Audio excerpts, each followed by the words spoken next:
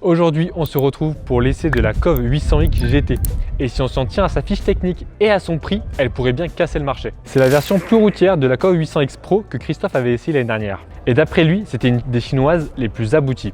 La nouveauté sur cette version, c'est l'arrivée de l'accélérateur Ride-by-Wire et par la même occasion du shifter Up and Down. Mais on sait que les Chinois, ils ont un peu du mal à faire un bon Ride-by-Wire pour qu'il soit précis et sans à-coups. Alors j'ai hâte d'aller tester ça. Allez, je vous emmène avec moi à bord de cette moto, on va tout essayer.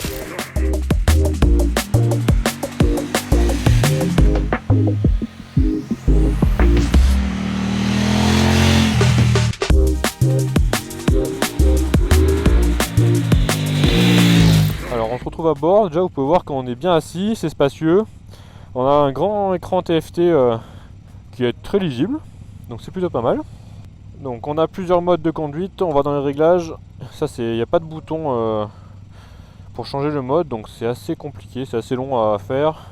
Surtout que le mode user en fait il faut le reparamétrer à chaque fois. Voilà, et maintenant on peut y aller. Alors, donc la position de conduite elle est plutôt naturelle. Par contre la selle, on a fait à peu près 100 bornes là et j'ai déjà mal aux fesses. Elle n'est pas hyper confortable. On peut pas non plus trop se reculer dessus, donc pour les grands gabarits ça va peut-être être un petit peu l'étroit. En l'occurrence, la bulle, elle couvre très bien les épaules avec les bras. Elle protège quand même bien. Le flux d'air, il arrive à peu près au milieu du casque. Donc ça va, c'est pas désagréable, ça fait pas de turbulence quand on roule. Donc c'est plutôt pas mal. Je vais vous parler maintenant de cette partie cycle. Elle a quand même pas mal changé par rapport à la version Pro. On a des suspensions qui ont moins de débattement. Sur la route, c'est homogène. Les suspensions elles sont bien, on peut rentrer avec du frein. C'est quand même bien, mais c'est très raide. C'est-à-dire que vous ferez pas forcément de l'off-road avec ces suspensions. Donc sur les routes, comme ici, où c'est lisse, que la route est belle, ça il n'y a pas de souci. Mais quand la route elle devient bosselée, là les suspensions elles vont avoir plus de mal à bien travailler et à absorber toutes les aspérités de la route. Alors ce moteur, là la nouveauté c'est l'arrivée du Ride-by-Wire. Alors j'avais beaucoup d'inquiétudes parce qu'on sait que donc, les Chinois ils ont quand même du mal à ce qu'il soit précis. Globalement, c'est pas trop mal réalisé. Franchement, je m'attendais à bien pire. J'ai déjà connu des Ride-by-Wire qui étaient bien moins précis. Mais c'est pas un feeling qui est aussi dosable que sur l'ancienne avec l'accélérateur à câble. Ceux qui ont essayé les deux, ils nous ont dit que c'était quand même plus facile et c'était plus dosable avec l'accélérateur à câble de la version Pro. Donc ce Ride-by-Wire, il nous permet d'avoir un shifter up and down.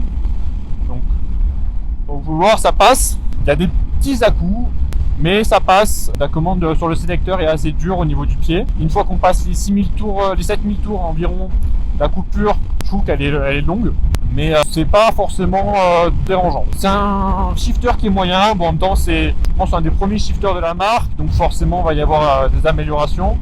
En revanche, je vais vous parler du traction control, dont je ne vais pas encore parler. Vous voyez que là, il est désactivé. Pourquoi il est désactivé? Parce que tout simplement c'est quasiment impossible de rouler avec. La moto ne veut pas sortir des virages et une fois qu'elle est droite, boum, d'un coup le traction control se désactive et ça y est, on peut mettre la puissance. COV est au courant, ils nous ont dit qu'ils allaient travailler dessus, qu'il y a une mise à jour qui allait arriver, les machines allaient repasser en concession pour faire la mise à jour et on espère améliorer ce problème parce que globalement c'est pour l'instant le gros point faible de cette moto, donc sur l'électronique, c'est ce traction control. On a plusieurs modes disponibles. Et là, on a le mode rain, le mode confort, le mode sport et le mode off-road. Alors, le mode rain, honnêtement, il vous bride la moto. On a l'impression d'avoir une moto à deux. Bon, elle est bridable à deux d'ailleurs. Hein. Et donc le mode rain, clairement, on a l'impression d'avoir 40 chevaux. La courbe de puissance est hyper lisse et surtout on n'a pas toute la puissance au final. Le mode confort, comment dire, c'est plutôt un mode qui va être doux.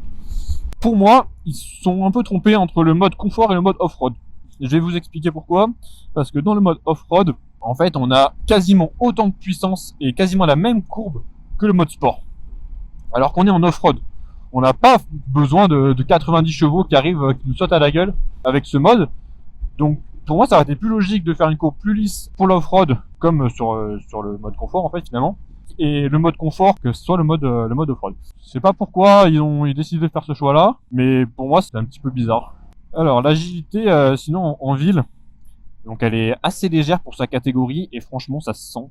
La moto, elle est agile, elle est vive.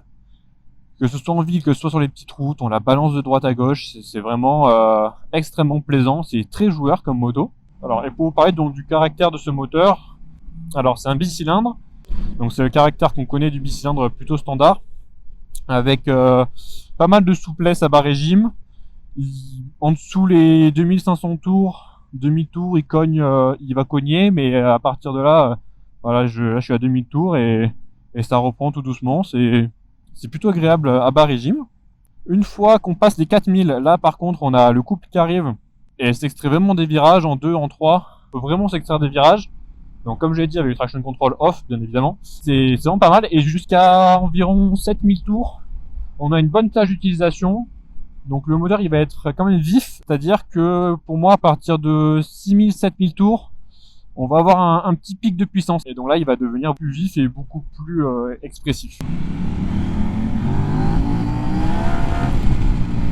Alors la sonorité, je voulais enregistrer parce que franchement il fait une super belle sonorité ce moteur. Et il y a un son qui est plaisant, qui est rock. C'est une sonorité qui est vraiment plaisante à l'oreille.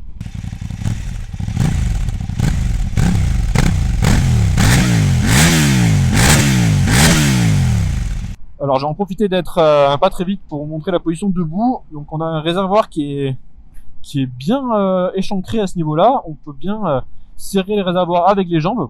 Alors par contre je vais vous montrer sur le plateau, on verra mieux. Mais en fait une fois debout j'ai le pied droit qui touche pot d'échappement. Donc ils ont mis un renfort à cet endroit-là. Mais du coup on a le pied qui est en avant par rapport à l'autre. Donc ça c'est une petite gêne à ce niveau-là. Voilà, donc j'ai fait le tour de cette moto. Je vais descendre pour vous faire la petite partie technique. Pour vous parler des chiffres qui entourent cette moto. Alors je vais monter dessus un peu pour vous montrer cette position. Regardez-moi ça. Donc là je suis nickel, j'ai les pieds au sol sans problème, je fais 1m80 et j'ai les jambes qui sont un petit peu repliées, mais donc j'ai les pieds à plat. Parce qu'en fait elle est vraiment très fine à l'entrejambe. Quand je mets le pied sur le repose-pied, c'est pareil, j'ai pas les jambes trop repliées, ça m'a pas dérangé. Au contraire on est vraiment bien sur cette machine. Mais le problème ça vient quand on se met debout. Alors quand je mets debout, regardez mon talon, en fait il tape dans le... Peu importe comment je mets au pied, sinon il faudrait que je l'avance vraiment. Mais peu importe comment je mets mon pied, il tape dans ce support là pour le pot d'échappement. Donc ça c'est un petit peu dommage, ça gêne en off-road alors que de l'autre côté on n'a aucune gêne, on peut bouger le pied sans problème. Donc ça c'est quand même un petit peu dommage. Allez, je vais me rapprocher un peu de ces machines. Vous voyez là les deux coloris, donc on a un coloris noir et un coloris blanc. Alors ce moteur, il vous dit pas quelque chose ? Et oui, il ressemble énormément à celui de la 790 Adventure, donc la KTM. Et c'est pas une coïncidence, hein, c'est exactement le même alésage course, 88 x 65,7, mais avec un petit peu plus de compression. Donc on ne sait pas exactement ce qu'ils ont fait à l'intérieur. En tout cas, c'est un moteur globalement, les moules extérieurs ont été repris à KTM. Mais après, donc bien sûr, l'injection, tout ça, c'est COV. Donc on ne peut pas savoir exactement ce qui a changé à l'intérieur de ce moteur. Donc il fait 899 cm3 pour 94,5 chevaux et 79 Nm de couple. Là on va pouvoir... là je me rapproche un peu pour vous montrer quelques finitions. Donc à l'intérieur il y a un peu des câbles un peu partout, mais globalement ça va. Par contre si on s'éloigne, là regardez-moi ça, là, on a un câble avec une sonde lambda juste ici. Et enfin c'est pas franchement super beau. Regardez comment il tient. Il passe, il est accroché au repose-pied. Il est accroché au repose-pied passager. C'est pas super beau. Et si on se décale, là on regarde de l'autre côté. Là on a un petit capteur là, qui doit prendre bien l'eau dès qu'il pleut. Ça c'est pareil, des petits détails, mais bon globalement c'est quand même bien fini. Les finitions sont plutôt propres. L'ajustement ici, donc au niveau des carénages, tout ça, c'est quand même bien fait. Il n'y a pas de jeu de part et d'autre. Alors concernant le train avant, donc on est sur des suspensions Kayaba réglables donc de partout, donc précharge, contrainte et détente. Elle fait 48 mm de diamètre pour 210 mm de course. On a des freins Taisco 2 pistons, donc 2 disques à l'avant avec des disques de 310 mm. Et donc on est sur une jante arrière de 19 pouces avec un pneu en 110 à l'avant. Et on est chaussé de CST Ambro A3. Concernant le train arrière, donc on est sur du 17 pouces. On retrouve un frein, un piston, donc toujours Taisco avec un disque de 240 mm. Le pneu ici c'est du 150 de diamètre. Et pour l'amortisseur, on a un mono-amortisseur de 210 mm aussi de débattement. Alors le cadre, donc c'est un cadre en acier avec une boucle arrière qui est soudée au niveau du cadre.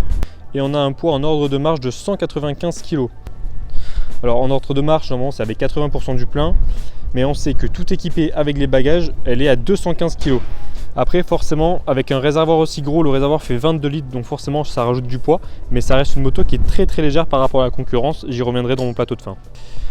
La selle, donc elle est à 825 mm de hauteur de selle, donc c'est plus bas que la version Pro. Mais c'est pareil, elle est bien échancrée au niveau de l'entrejambe, donc c'est assez facile de toucher les pieds. Vous allez voir ça juste après. Alors je me rapproche du tableau de bord. Donc là on a une animation qui est quand même assez longue avant de démarrer. On a un mode noir et un mode blanc. Là en tout petit au milieu, là sous le neutre, on a marqué confort. Bon, le focus il veut pas se faire. Il faut vraiment avoir des bons yeux pour le lire. Et c'est ici qu'on voit les modes qui changent. Donc on a un levier de frein qui est réglable avec la petite molette à ce niveau là. Donc ça c'est plutôt pas mal. Et par contre le levier d'embrayage, lui, il n'est pas réglable. Ici donc on retrouve le commodo gauche qui est bien fourni, mais qui est quand même assez intuitif. Donc tout tombe naturellement sur la main. Franchement c'est plutôt pas mal. Ici on a donc le bouton retour et le bouton entrée avec un bouton de navigation à cet endroit là. Les commodos sont quand même de bonne qualité globalement. Donc ça fait quand même sérieux. Donc au niveau de l'électronique, donc on a 5 modes de conduite différents. Là on peut les voir. On a le mode Rain, Confort, Sport, Off-Road et un mode User. Et alors le gros point fort de cette machine, c'est son package électronique. Donc on retrouve un ABS donc déconnectable avant-arrière, un traction control désactivable, on retrouve un régulateur de vitesse qu'on peut voir ici. On a une bulle, on a un porte-bagages de série, on a les poignées et les selles chauffantes. On a essayé ce matin, c'était vachement bien. On a ensuite donc le shifter à cet endroit là, des crash bars de série aussi. Et enfin on retrouve ici un amortisseur de direction et le capteur de pression au niveau des pneus. Donc vous voyez qu'elle est entièrement équipée et elle sort à 8 799 €. On vient de faire environ 230 km dans les montagnes catalanes. Comme vous pouvez le voir, il fait super beau. On s'est vraiment amusé avec cette machine sur les routes catalanes. C'était un super road trip. Je vais vous parler des points faibles et des points forts de cette moto que j'ai trouvé. Pour moi, déjà, le gros point fort, c'est son prix, 8 799 €. Franchement, c'est la moins cher et de loin. Donc je trouve que c'est vraiment un bon point pour cette machine. En plus, moi je trouve que c'est ce moteur, il est vif, il est réactif. Une fois qu'on a déconnecté les aides, franchement, c'est un super moteur, il reprend bien. Il est souple, donc on peut vraiment jouer avec. C'est vraiment un moteur que j'apprécie énormément. Donc ça, c'est un gros plus pour cette machine, le moteur. En plus aussi, la partie cycle, pour moi, c'est un plus. Même si elle est quand même très raide, je la trouve très homogène et très rigoureuse. Donc pour moi, c'est une partie cycle qui est quand même réussie. Bien sûr, en off-road, on n'aura pas le même discours. Mais globalement, pour une moto à 8 799 €, c'est une partie cycle qui est très correcte. Les suspensions, donc elles sont réglables avant à l'arrière. Donc pour moi, c'est aussi un plus. C'est pas toujours le cas sur des modèles plus onéreux. Donc ça, c'est quand même pas mal. Pour les moins, forcément, le traction control, j'en ai parlé pendant l'embarqué. On espère que ça va être vite réglé. En moins, je vais dire les intervalles de révision, effectivement. Donc les révisions, c'est tous les 5000 km sur cette machine. Donc ça passe très vite. Surtout que c'est une machine qui est faite pour voyager. Ils sont en train de travailler pour allonger les intervalles de révision parce que en fait tous les 5000 km c'est une vidange. Donc bon, je vois pas pourquoi on ferait une vidange tous les 5000 km, ça paraît vraiment très court comme intervalle. Ensuite, le confort de la selle, pour moi, c'est un point faible parce que c'est une moto qui est faite pour voyager et là, au bout de 200 km, on avait vraiment mal aux fesses. C'est dommage parce que la selle est quand même bien dans sa globalité. On est bien maintenu, elle est fine en entrejambe, c'est quand même agréable. Mais malheureusement, au fur et à mesure des kilomètres, ça devient un point négatif. Et enfin, pour moi, le dernier point négatif, c'est le frein avant. Il manque vraiment de mordant, il manque vraiment de puissance. Et vraiment, j'ai eu mal au doigt durant l'essai parce que c'est vraiment un frein qui demande de mettre de la force sur le levier. Et c'est un peu dommage, alors qu'en contrepartie, le frein arrière est génial. Vraiment, il permet de faire resserrer la moto comme on veut. Et donc ça, c'est vraiment un point qui est un peu dommage. Et enfin, pour finir, je vais finir avec un petit plus. Même si l'équipement il n'est pas au top, il est encore perfectible. Pour moi, Étant donné le prix de cette machine, avoir un shifter, même s'il est moyen, c'est quand même déjà vachement bien. On a un accélérateur ride-by-wire avec plein de modes de conduite, donc c'est quand même très bien aussi.